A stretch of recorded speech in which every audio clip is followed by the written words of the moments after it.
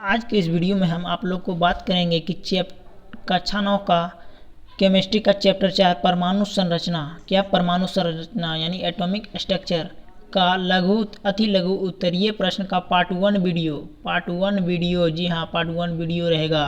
1 से लेकर 16 तक प्रश्न होगा। यहाँ से लेकर स्टार्ट करते हैं। पहला क्वेश्चन से स्टार्ट करेंगे, लेकिन अगर आप हमारे चैनल को सब्सक्राइब नहीं किए प्लीज़ सब्सक्राइब करके बेल आइकन को ऑन कर दें, क्योंकि हम कक्षा 9 के जो है पूरी सोल्यूशन कराते रहते हैं। तो चलिए क्वेश्चन नंबर 1 से स्टार्ट करते हैं। तो क्वेश्चन नंबर 1 है कि परमाणु के मौलिक कणों के नाम बताएं, यानी परमाणु के मौलिक कण क्या है। वैसे तो परमाणु को 3 भागों में बांटा गया, प्रोटॉन, इलेक्ट्रॉन और न्यूट्रॉन, और ये तीन कणों जो है मौलिक कण के नाम से जाने जाते हैं। ठीक है फ्रेंड्स, चलते हैं अगला प्रश्न। दूसरा प्रश्न है कि परमाणु के नाभिक में उपस्थित कणों के नाम लिखे। जैसे कि मान लीजिए यह एक परमाणु है, इसके कुछ नाभिक होते हैं और इसमें जो उपस्थित कण रहता है वह रहता है P+N, यानी P से प्रोटॉन और N से न्यूट्रॉन। अगला प्रश्न है परमाणु के नाभिक में कैसा विद्युत आवेश होता है। तो परमाणु के नाभिक में जो आवेश होता है वह होता है धन आवेश। ठीक है फ्रेंड्स, कैसा होता है धन आवेश होगा, इसका आंसर धन आवेश। वैसे तो परमाणु उदासीन होते हैं, लेकिन इसका आंसर जो है धन आवेश ही होगा। चलिए चौथा है परमाणु उदासीन क्यों होता है। तो परमाणु उदासीन क्यों होता है, परमाणु में जितने प्रोटॉन होते हैं उतने ही इलेक्ट्रॉन होते हैं, और इसी क्रिया से जो है आदान प्रदान करने में प्रोटॉन जो है जो परमाणु उदासीन होते हैं। ठीक है, अगला प्रश्न की ओर बढ़ते हैं। 5 नंबर प्रश्न, इलेक्ट्रॉन और प्रोटॉन के खोजकर्ता के नाम लिखें।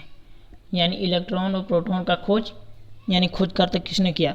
तो इलेक्ट्रॉन का खोज जे थॉमसन ने और प्रोटॉन का खोज गोल्डस्टीन ने किए। ठीक है, चलिए अगला प्रश्न 6 नंबर, नाभिक का आवेश किस कण पर निर्भर करता है। तो नाभिक का आवेश यानी P+N, जो नाभिक बनता है P+N यानी प्रोटॉन और न्यूट्रॉन के मेल से, जबकि न्यूट्रॉन तो होता है 0 और धन आवेश पर निर्भर करता है। इसका आंसर होगा धन आवेश यानी प्रोटॉन पर। चलिए 7वां प्रश्न है कि परमाणु संख्या क्या है। परमाणु संख्या क्या है, तो इसका आंसर होगा किसी तत्व के नाभिक में उपस्थित प्रोटॉनों की संख्या को परमाणु संख्या कहते हैं। यानी किसी तत्व में प्रोटॉनों की जो संख्या होता है उसी को हम परमाणु संख्या कहते हैं। क्या कहते हैं, परमाणु संख्या। चलिए अगला प्रश्न की ओर बढ़ते हैं। अगला प्रश्न 8 नंबर, परमाणु द्रव्यमान क्या है। तो परमाणु द्रव्यमान क्या होता है, देखते हैं इसका आंसर। परमाणु के नाभिक में उपस्थित प्रोटॉनों और न्यूट्रॉनों की कुल संख्या को परमाणु द्रव्यमान कहते हैं। जैसे मैं एक नाभिक बनाया, इसमें प्रोटॉन होता है A+, न्यूट्रॉन होता है। प्रोटॉन जैसे मान लिया मैंने 2 और न्यूट्रॉन भी मान लिया 3, तो इसको जब जोड़ेंगे तो कितना आएगा 5। तो यही हमारा परमाणु द्रव्यमान है। तो यही इसका आंसर आप लोग अच्छी तरह से लिख लीजिए। चलिए 9 नंबर में 9 नंबर प्रश्न है कि हाइड्रोजन के 3 समस्थानिक के नाम लिखें। तो हाइड्रोजन के 3 समस्थानिक होते हैं। पहला है प्रोटियम, दूसरा है ड्यूटेरियम और तीसरा है ट्राइटियम। चलिए अगला प्लस 10 नंबर प्रश्न होगा, आयन कितने प्रकार के होते हैं। तो आयन जो होता है सामान्यतः 2 प्रकार के होते हैं। तो धनायन और ऋणायन होते हैं, धनायन और ऋणायन। अगला प्रश्न है समस्थानिक के परमाणु द्रव्यमान में क्यों भिन्नता होती है। तो समस्थानिक के परमाणु द्रव्यमान में भिन्नता होती है क्योंकि उसमें, इसका आंसर उसमें न्यूट्रॉन की उपस्थिति के कारण उसमें जो कभी कभी न्यूट्रॉन होता है कभी बढ़ जाता है कभी घट जाता है, इसी कारण से परमाणु के द्रव्यमान में भिन्नता हो जाती है। चलिए 12 नंबर प्रश्न, संयोजकता इलेक्ट्रॉन क्या है। यानी संयोजकता इलेक्ट्रॉन क्या है। तो परमाणु की संयोजकता सेल में विद्यमान इलेक्ट्रॉनों की संख्या को संयोजकता इलेक्ट्रॉन कहते हैं। ठीक है फ्रेंड्स, यहाँ तक आप आंसर है इसका लिख लीजिए। 13 नंबर प्रश्न, जिस तत्व का परमाणु संख्या जो है 17 होगा तो उसकी संयोजकता कितना होगा। जैसे मैंने तत्व लिया उसका परमाणु संख्या 17 है, यानी प्रोटॉन की संख्या भी 17 होगा। और जबकि हम पहला कक्षा में कितने इलेक्ट्रॉन रहते हैं 2, और दूसरा कक्षा में 8, तो सब मिलाकर कितना हो गया 8 2 10। और जबकि बोर के नियम के अनुसार कि 12वीं कक्षा में 8 इलेक्ट्रॉन रहना चाहिए, तो इसमें और कितने की ज़रूरत है। अभी यहाँ पर मेरा बच गया 7 और चाहिए हमको 8, तो एक जो हमको ग्रहण करना है यानी लेना है, तो 1 लेंगे, तो इसका संयोजकता ही आपका 1 आ जाएगा। यही आपका आंसर होगा। चलिए अगला प्रश्न 14 नंबर, तत्वों की संयोजकता किस पर निर्भर करती है।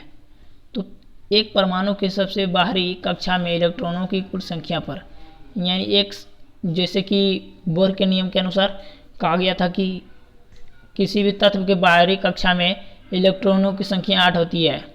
कितने होती है 8 से ज़्यादा नहीं हो सकता, ना ही कम। चलिए 15 नंबर प्रश्न, विसर्ग नली में कैथोड किरणें कहाँ से निकलती है। तो विसर्ग नली में कैथोड किरणें कैथोड से निकलकर एनोड की तरफ जाती है, कैथोड से निकलकर एनोड की तरफ। चलिए अगला प्रश्न बढ़ते हैं। 16 नंबर, उस तत्व का नाम बताएं जिसके परमाणु में सिर्फ 2 मूल कण पाए जाते हैं।